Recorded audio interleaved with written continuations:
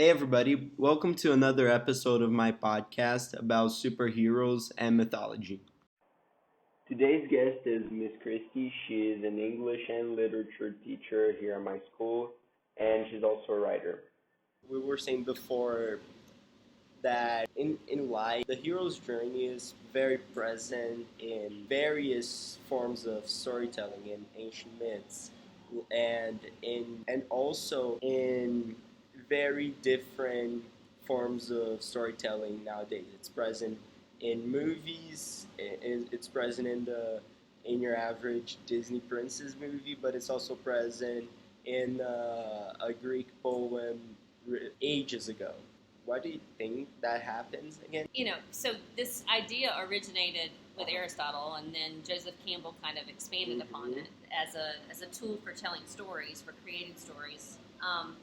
But I think originally with Aristotle, there's some sense that the hero's journey is kind of a framework for the life that each of us live, and so I think it became a framework for telling stories because if it's the story that each of us live, then it's the story to some extent that each of us want to strive for. So we see it, in children's movies. We see The Lion King and, in Moana. We see the structure of the hero's journey repeated because we have started out in our own familiar world and we know that we want to achieve something.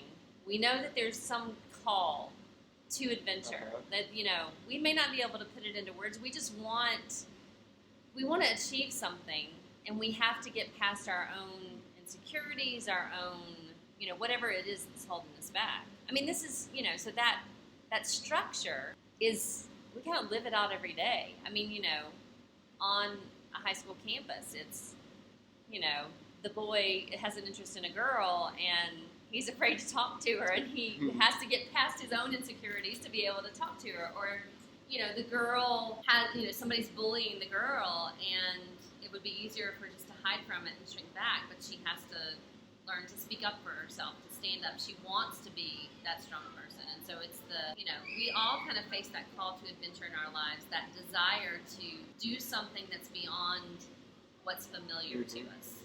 Yeah, and that's something that I think it's very interesting because if you actually stop to think about it, the Joseph Campbell hero's journey is kind of an outdated form of putting it out. But yeah, I think that this is something that means quite a lot. The fact that a person has a call to adventure, but then they are afraid, but then there's some goddess that helps our hero out, or heroine for modern days. Yeah. But anyways, and I believe that this is what makes certain characters so interesting to see in their stories, and what makes some other characters extremely boring to watch. And I'm not talking only superhero related, but I'm going to take Superman, for instance. He's probably the first thing that comes to mind when people mention the typical superhero. He's powerful, he wants to be good, he has a secret identity, and so on and so forth. And that is something that has become boring over time because Superman doesn't feel like he's actually facing any challenges. Other extremely popular heroes such as Batman, Spider-Man, and Iron Man, they are more human. They have their own problems to deal with.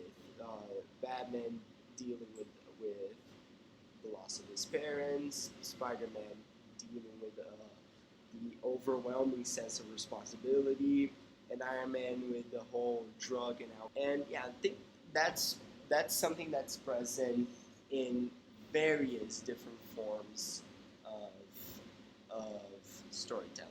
I think what you're saying about Superman is interesting too, though, because I think that's why in the last 15 or however many years it was that Superman story began to change a little bit. Like Smallville was created to show Superman as kind of a more frail, he was figuring out his powers, child, or in Smallville, and so. And it was kind of like, that story was kind of like the Bildungsroman of Superman's life. Like, it showed his coming. A Bildungsroman is like a story that shows the coming of age of someone, and so that put Superman kind of into a new hero's journey, because it gave him a new ordinary world, even though he came from another planet. It kind of gave him a new story to begin, and I think that was a way of kind of humanizing Superman. Yeah, I think that's the very reason why Lois Lane exists as a character. Yeah. Because if you think about it, Lois Lane is the typical romantic partner of the main protagonist, and she is pretty much useless all the time. She is there to be in danger and to be saved.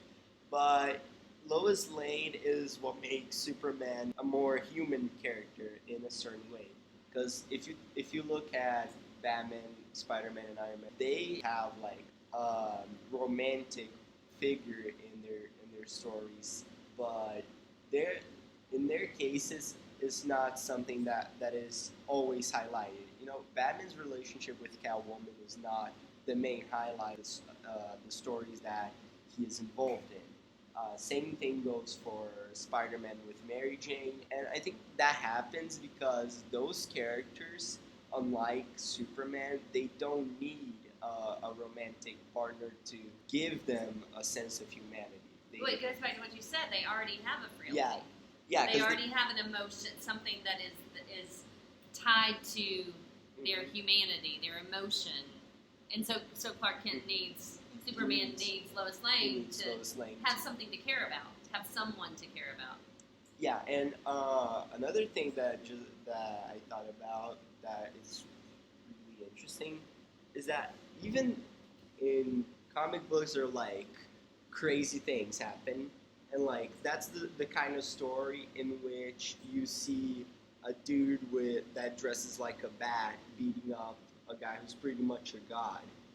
And that is something that Batman is probably although Superman is an extremely popular character, I think his popularity compared to Batman's is much lower. And I think that's something that this happens because the idea of seeing a human being with no powers whatsoever standing up to a god pretty much, it is something that is inspiring, and that is something that happens in various different stories. Take an action story, for instance. If you have a superhero that beats up the villain from the start, that is not a very interesting story to see. And the same goes for like pretty much anything. Take a romantic comedy, for instance. You're not gonna want to watch a main protagonist who just settles it with his romantic, his crush from the very beginning, and the same thing goes vice versa. Maybe it would be helpful too for me too. So because I think I see this not only in superhero stories, but even just in regular contemporary stories. We were talking earlier about romantic comedies and stuff like that, but like even in regular contemporary stories with humans who have no magical powers. So in the hero's journey, the main character starts out in their ordinary world, their familiar world. And then they have some kind of either internal call or external call to adventure. Like there's either an internal desire, maybe paired with an external desire. Maybe the external call to adventure really resonates with some internal desire that they've always had. Kind of like Moana and her wanting to go to the sea, But initially, then, there's some kind of, fear of following that call. There's a fear, it's called the refusal of the call. There's a fear of following the call. And we see that even, like if you take a romantic comedy or if you take just a regular coming-of-age novel, whatever it is that the character wants to achieve, it's usually going to require something of them. They're going to have to sacrifice something. Yeah.